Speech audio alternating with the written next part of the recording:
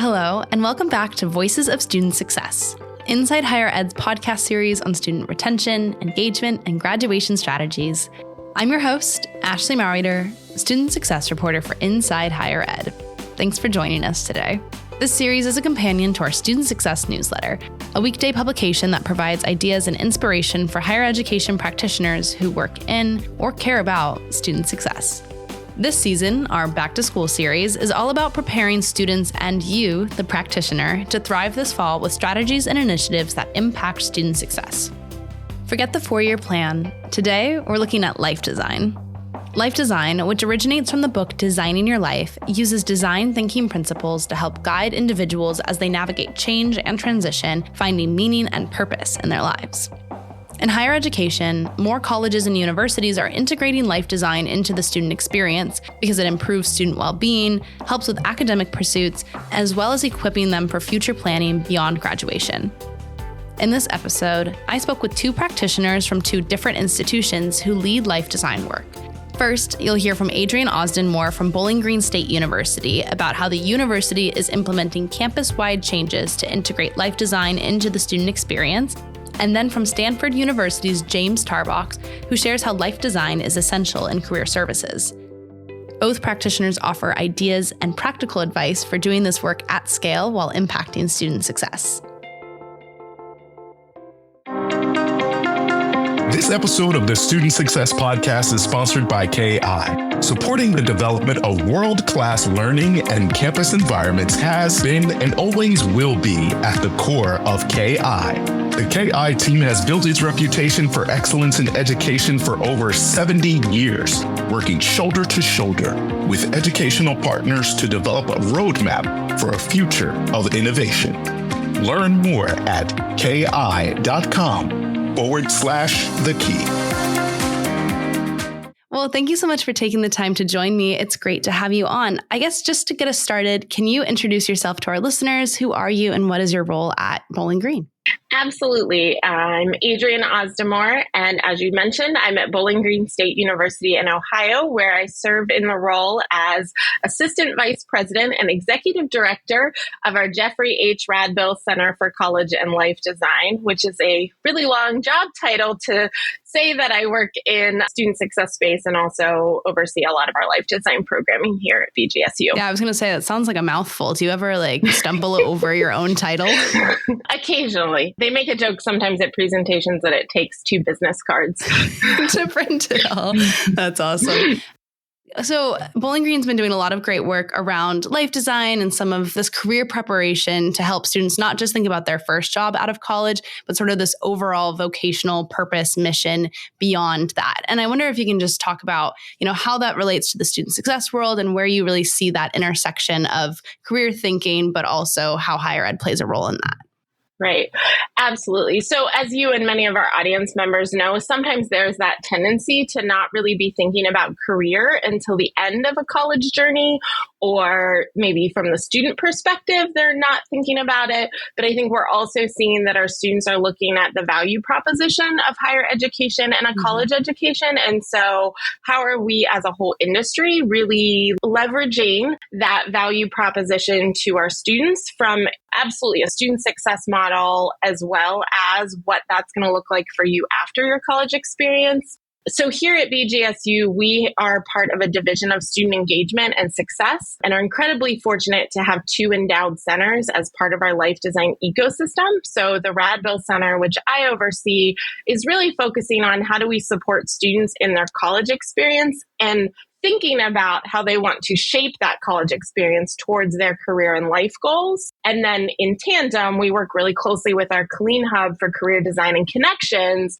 which is working more directly with students on internships, co-ops, resume readiness, career design coaching, professional connections, corporate engagement, all of those pieces of it that we know really work obviously together, but in a lot of institutions, traditionally, those have been 2 very separate worlds. Yeah, absolutely. When it comes to the student life cycle, how do they get integrated into the center? Where is their first touch point with you and some of the work that they're doing? So we start talking about life design even in our early admissions materials, really emphasizing the idea that if you come to BGSU, We want you to be career and life ready, and we want to provide that holistic experience to you as a student. So then that's sort of where it starts. And then at our orientation, we actually do a presentation for all of our incoming students called Designing Your BGSU Experience. And it starts to introduce the idea of how they can shape their college experience, how they can be empowered with the skills to adapt and adjust along the way.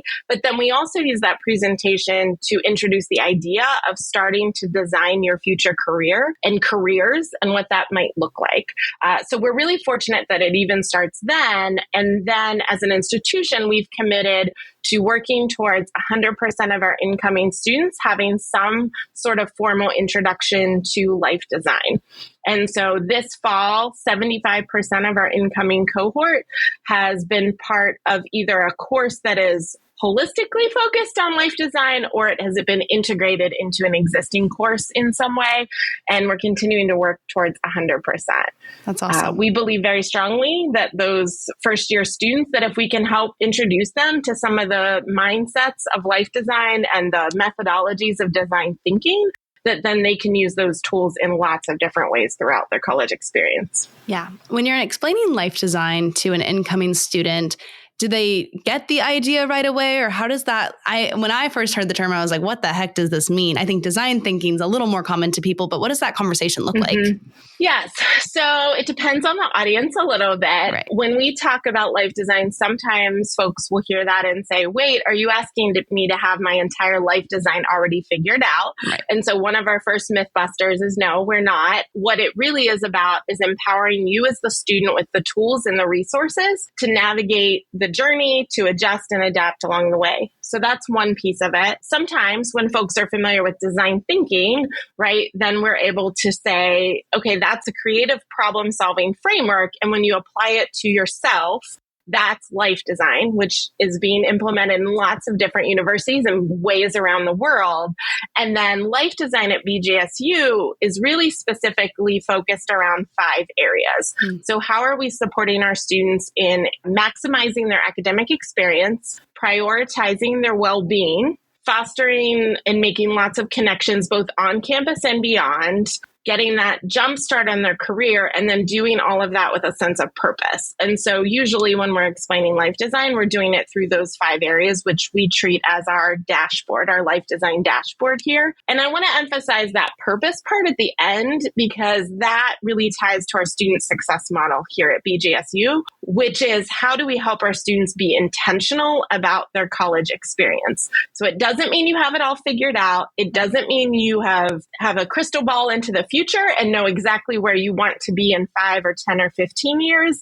But it does mean that you've got some sense of your personal values, goals, what's important to you in college and beyond, and how do you then leverage that as you shape your experience here. Yeah, I love that, because I think especially today's young people feel a little uncertain and sometimes overwhelmed. I know there's been a lot of research around like feeling climate anxiety, or like the world's kind of falling apart. And I think that sense of purpose can be hard, especially when it comes to putting yourself in a box with a major or picking a discipline that you want to study. I wonder if you can speak to how that dimension can help students feel like they're able to make changes and grow and sort of find new ideas of themselves as they're going through higher ed. Absolutely. So we use 3 student archetypes or examples a lot of times in our conversation. So we have our students that are coming into college undecided, unsure. We have a deciding student program here that's part of our life design program. And so how can we be really intentional with those students in working through the design thinking process and utilizing the life design mindsets to help them establish the path that's right for them? We also talk about students that have a path but have other curiosities or interests. And so how can you use, again, those same tools in the toolbox to think about how can you weave in some of those other curiosities and interests into your future career, into an internship placement, into even the courses you take here on campus or the organizations you get involved in. And then also if you're a student that's very driven, who has established a really clear path, I think life design is a really great great tool to help you maximize the opportunities that are available to you. In college, there are so many resources on a college campus that you can leverage. And so how do we utilize that? But also across all three of those areas, I think it's most important, and we hear this from our students, that they're learning those adaptability skills, right? That ability to reframe, to problem solve, to be curious, but also to take action. And those things can feel like buzzwords, but when you actually put them into practice, I think it can help any of us feel more intentional about what we're doing in a given day, whether it's a small goal or a really big goal. Yeah, that's awesome. I also love that well-being is one of the 5 factors in your dashboard, because I think higher education can focus a lot on the intellectual side of the student, and now more so their career skills and how they will transition into the workplace. But building better humans is also a goal of higher education, helping people have long-term health and happiness. And so I think that's a really cool factor to focus on as well. Yes, and we're fortunate here to have a division that's really focused on community well-being. And so they are colleagues and partners that we work really closely with. And like you said, and I think anyone listening to this podcast is probably aware that our students are navigating a lot from a mental health space, anxiety about the world, anxiety about career, uncertainty about the future, all of those things. And so to me, well-being is a really essential part of that, because we know that the things happening outside of the classroom to a student personally or in the world are going to impact the way a student is able to show up in the classroom. And so if we as a campus, as a university, as higher ed as a whole aren't helping to address that, then we're really ignoring a major part of what our students are navigating as part of their college experience. Absolutely. You mentioned that there's a goal to have all of the incoming students engage in life design in some capacity. And there's those 2 different paths. Like some of them are doing it in a more life design focused setting, and others it's just within the curriculum. I wonder if you can talk about how that looks practically and who those partners are on the curricular side to do that. Absolutely. So we have a 1-credit seminar here that is our signature life design course. And so any student at BGSU can take that 1-credit course, and it's taught either by our life design coaches or by some of our scholarship advisors, some of our various partners across campus that are already working with a population of students. And then we also have some really incredible academic partners that have been working to weave it into their existing curriculum. So for example, our Schmidthorst College of Business has an Intro to Business course, and so they have integrated the life design curriculum into that course. So rather than add another credit or another course that students need to take, let's look at what we were already teaching in Intro to Business and how can we weave in life design. And so, for example, if there were already assignments around career exploration, how do we reframe that as prototyping conversations and prototyping experiences, and how students are using those assignments to think about that aspect of the life design framework? Another example is that they do business case studies and simulations, and they use design thinking. So students then are able to see how the same framework can work for starting a business, or it can work for how they think about their own college experience. And so we are very fortunate. We have multiple academic partners here. Our criminal justice program has been an early adopter. We work with our, all of the colleges on campus to think about how best to serve those students, whether they're pursuing teacher education, whether they're pursuing aviation, whether they're pursuing business or any other one of our many, many majors here. Very cool. I wanted to ask if you had to give advice or insight to another administrator who's looking to do this kind of work on their campus, what's a lesson that you've learned or a piece of advice that you would pass on? Absolutely. So before I was in this role, I was doing life design at another institution and at a much smaller scale. And so one piece of advice that I share with folks a lot is just the acknowledgement that whether you're doing it at a small scale or a large scale, innovation in higher education is difficult, right? It's a challenge, right? There are lots of systems and processes that sometimes can make trying something new or implementing a new program or meeting students' needs in a different way really challenging. But I think that's where we lean on the principles of design thinking, from which life design comes, in how do we take action and keep moving forward? And so I think the advice that I would share to others is that it's really an incredible privilege when you have the broader buy-in of your board of trustees, of your administration, the way that we have had here at Bowling Green.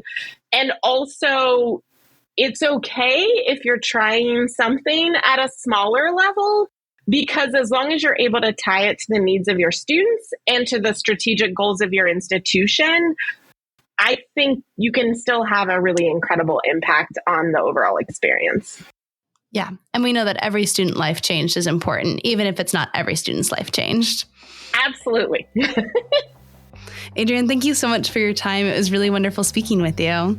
Thank you for having me. James, thank you so much for taking the time to chat with me. It's great to have you on. Thank you, Ashley. It's such a pleasure to be here. My name is James Tarbox. My pronouns are he, him, and my title at Stanford is Assistant Vice Provost and Executive Director for Stanford Career Education. As you may know, Stanford has several professional schools and several major entities, and so I oversee what I would consider to be the Central Career Center on campus, which we serve students from first year through to postdoc. And we have student-facing teams that do that. But we have colleagues on campus who serve the law school and the business school, graduate school of education. Those also have their own career centers. But we're the one that primarily serves everyone. Yeah, that's awesome. So we're talking about life design today, and I wonder if you can just kind of help paint this picture. When we're talking about designing your life, what does that mean, and how is that integrated into Stanford's campus is a bit of a larger question, but we'll start with what is life design and what does that mean practically?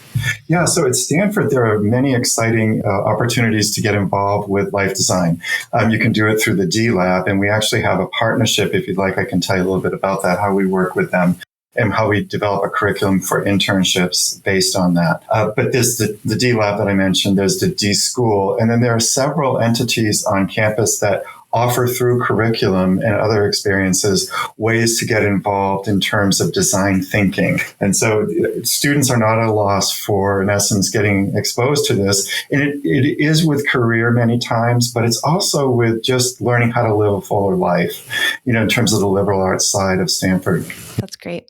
I think life design, when we think of it with the student experience, is often considered, like you mentioned, with careers, but it also speaks a lot to the value of higher education and sort of the goals of student success and student development.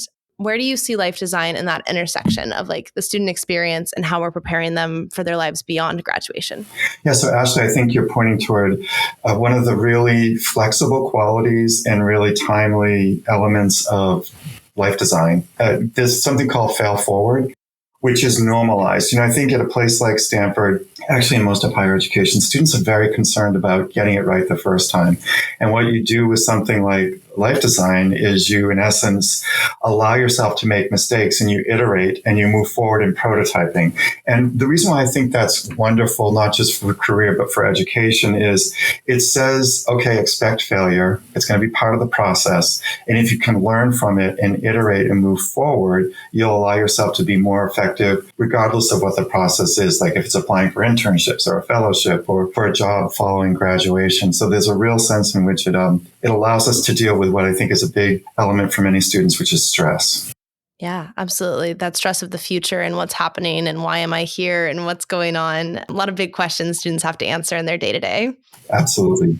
So when it comes to supporting students with life design, that also implies that you and your team know what life design is and how to guide students through this process. What does that look like when it comes to educating yourselves on how to best support students in this work?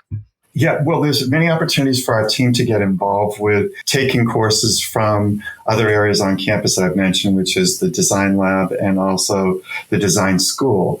The way that we work with it in particular is we actually partner with the design lab and we offer what's called a wraparound course for internship experiences. And so the way that that works is we integrate two big elements into the curriculum, the career readiness competencies of NACE and the design elements of life design thinking. And what we do is we offer several different experiences through either courses or workshops, and it's like How do you find an internship? How do you, in essence, succeed in an internship, and what comes next? And as you can tell from that very description, each one of those phases is iterative. And we really want the students to understand this idea of prototyping and failing forward and really allowing themselves to design a life that is really going to pull from what motivates them and what moves them forward. Yeah, that's awesome. I like that it's incorporated into experiential learning as well. I think sometimes life design can seem big and like a 10-year plan, but like you just mentioned, it can happen in the little experiences that students are integrating throughout their campus life as well. Yes, and actually at Stanford, there are several iterations of a course called Designing Your Stanford. So it takes off on designing your life, the book that is so well known. And it actually allows students, depending upon their identity, for example, to take a quarter, because we're not a semester school, but to take a quarter and really start to think about who do I want to become and how can I use the elements of design thinking and prototyping to move into that life. And I'm so glad that they have that opportunity. Yeah, absolutely. How do you work with faculty in this life design career development sort of sphere? I think sometimes the academic side of the house is obviously an amazing resource and can really be an asset in this, but they need to be brought in and really intentionally worked alongside. So how does that process work with you and academics? Yeah, well, given that I've been at Stanford for 4 years, it itself is an iterative process. And so one of the things that we did, and it's going to sound funny, but I promise it brings in design thinking in a huge way. Our center offered something called the Stanford Purpose Summit. It was the first one ever. And what we did was we invited practitioners and researchers from campus to join us in looking at, in essence, how does purpose become the basis for career development across a lifespan? And what do different areas that are doing things like design thinking do when they work with students, and how do they integrate into that design thinking? Now, the kind of catch of it was we worked with the D Lab. They were one of the primary partners, and we created an experience that paralleled what you would do when you do design thinking. And it really turned out well in terms of, to your point, it allowed us to start to work with faculty to really look at what's going on with research and how can we continue that as we move forward. Yeah, I love that. You mentioned the NACE career competencies earlier. And when we talk about curriculum and helping prepare students for their lives after college, sometimes calling out competencies is a challenge, or it's finding that shared language model to make sure that everybody knows and is speaking about the experiences in the same way. And I imagine when we talk about life design, there's a similar experience there where it's like we need to have a common language and a common phrase so that the experiences are clear both to the students, the practitioners, whoever. I wonder if you can talk about that and how you can speak to the different experiences. Yeah, what I think I hear you saying is, in essence, how do we get a foothold in those two areas? Because as you know, I think it's the 5 parts of design thinking, maybe 6. Then there's 8 career readiness competencies. So you've got 14 things that you've got to take control of, as it were. What we try to do to help people get a foothold is in our courses that we offer, we really say, in essence, here's the overview, and why don't you take one of these and have them be your focus? And in our internship course, when we launched it 2 summers ago, what we did with the students was say, like, just take 2 career readiness competencies and let's live with those throughout the 10 weeks of the summer. And we did the same thing with regard to the design thinking. And we had a colleague from the D Lab co-teach with us. So it was really, I can take these many elements, bring them down to 2, give people a chance to be successful with them so they can say, hey, that was pretty easy. I want to try another one. Yeah. There's a lot of colleges and universities across the U.S. that are integrating life design into career, both to help the students in their future goals, but also demonstrate the value of higher education and how it's transformative experience. What would you say is the biggest challenge in this work, or an area that requires the most attention, to put it in another way? I love that question, because what's happening there is you're asking about 2 things I think are important when anybody engages with design thinking. The first is, many centers ask, well, how do we scale this thing? How do we make it something that students can, in essence, take part in? And then there's the other piece of it is, which is, if students don't have an opportunity to try these on with someone who can witness them, it's not going to be successful when it's scaled. So I think what's happening in spaces in education is larger institutions, for example, are trying to say, how do we scale it? And leaving behind the, how do we, in essence, engage the person as a person? Smaller institutions may be more of let's engage the person as a person and we forget to scale it. And so I think it's trying to find a balance and also asking yourself, what are the resources that you have? You're a career center. Career centers don't tend to be very well resourced. You've spread across a number of different commitments. And so to your point from your earlier question, how do you engage with faculty? Like, is there a way to start integrating this into a course that someone might be teaching, or to, in essence, have the faculty member come over and co-teach in terms of a workshop? The third thing that we haven't talked about, but I think could be a really cool concept, is how do career centers and counseling and psych centers work together, in essence, to use something like design thinking to bring the anxiety down around career? But that's another show.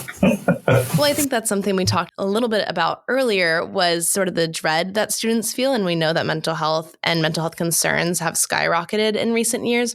But there was a report recently that talked about students' dread about the world. And life design can be not the solution to that, but a part of that process, and helping students consider how their life can keep going and how you can fail forward and those different things, kind of building that emotional and mental resilience. So I haven't seen that actually where it's integrated into counseling and CAPS. Yeah, it would be cool if it were. And just so you know, to build on what you were saying, Ashley, it's not just at the university, because the career development model that we use acknowledges that this is a lifelong process and people will go through transitions. I know the college to career transition seems big, but there are times when in the midst of your career, you decide, I don't want to, in essence, be X or be Y. And now I've got to kind of re-engage those competencies, sometimes called transferable skills. And I also have to re-engage this process, this design process, to, in essence, say to myself, I can make it through this thing and I can come out the other side with a career path and career goals that are going to really serve me well. Yeah. And it's that idea of the lifelong learner as well, that higher education doesn't stop once you earn the degree. It's giving you the skills to keep learning and keep adapting as you grow. Yeah. And as you mentioned earlier, Ashley, this whole idea of transformative experiences through experiential learning, let's say, is really important. And it's also to, in essence, normalize the idea that we take the risk to integrate into change through something like design thinking, and we come out the other end transformed. Like there's a fuller version of ourselves that we wouldn't have known otherwise if we didn't take part in things like we're talking about, like failing forward, prototyping. This whole idea of just getting in there and trying something new and seeing how it fits with where you want to take your life. Yeah. When we talk about internships too, I think my favorite anecdote is that students learn what they don't like about internships or like work experiences. I always like to talk about when I was in elementary school, I really wanted to be a veterinarian, and I went and job shadowed a vet, and I saw one sick animal and I was so sad I could never go back in there. And so I think it's also that where sometimes your experiential learning shows you the areas where you don't want to participate or that might not be suited to your strengths or your best abilities, or to me, animal care. Yeah, absolutely. It gives us that chance to try things on, say no thanks, and know that we didn't leave it unexplored. Like we took a look and we're like, no, I don't think this is where I want to go. Yeah, absolutely. I asked about challenges and resources that you need to scale this work and do it well, but I also want to know what's the inverse. Like where would you give advice or insight into things that work really well or elements of your work and your programming that have been successful? Yeah, really great question. I think that when we're in the college environment, like the university environment, we're sending some very mixed messages to people. We're saying, in essence, be yourself. We're saying, in essence, take your time, but we're also saying, hurry up. And then we're saying, be like everybody else. And I mention that because one of the things that I love that we do, and I apologize, I hope this doesn't sound like I'm bragging, but I just want you to know that I think we're onto something big here, which is we have a group called Belonging, Access, and Career Equity. And the thing that we do with that group is we really encourage students to engage their identity. What is the identity that you come into your life with, so you don't leave it behind when you get encouraged to and say, in essence, be like everybody else. Like there's one right way to go into this field, or there's one right thing to do in terms of a field. It really is, when you are doing career and you're doing it well at the university level, you are preparing students to do things like get resumes, cover letters, interviews, internships, all of that. But you're simultaneously intersecting that with who am I as a person, and how do I fully honor that as I go into environments that may not experience or have people who are like me. So it really it's building what I would call courage into the process of career development. Oh, I love that.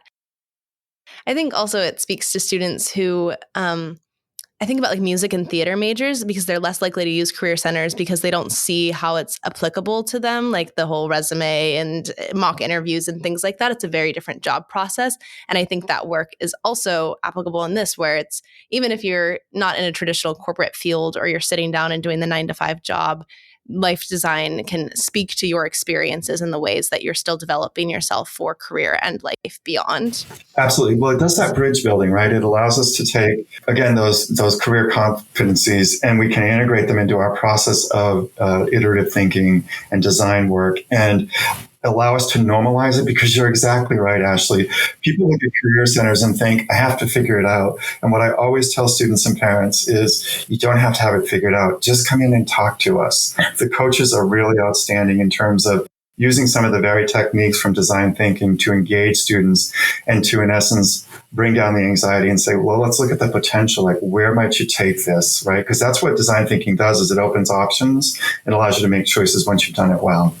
When we look at career centers as like a triage, like in a medical environment, triage is let's get at the immediate thing. I think we miss the bigger picture of the life that the people are going to live. And we're at a point in these people's lives, being students, where we can come in and say to them, let's use things like design thinking. Let's engage career readiness competencies. Let's think about your major in a different way than you may be thinking of it, which is major equals career. It doesn't have to. That we have that opportunity to give people the education they need to live throughout their lives and live with a lens of career that isn't so like prescribed, but allows me to be the author of who I want to become and allows me to be successful in a way that makes sense for who I am in terms of my identity and the options that are available to me. So that's a long way of saying really looking at career across the life and knowing that there's a formative experience that happens at the undergraduate level.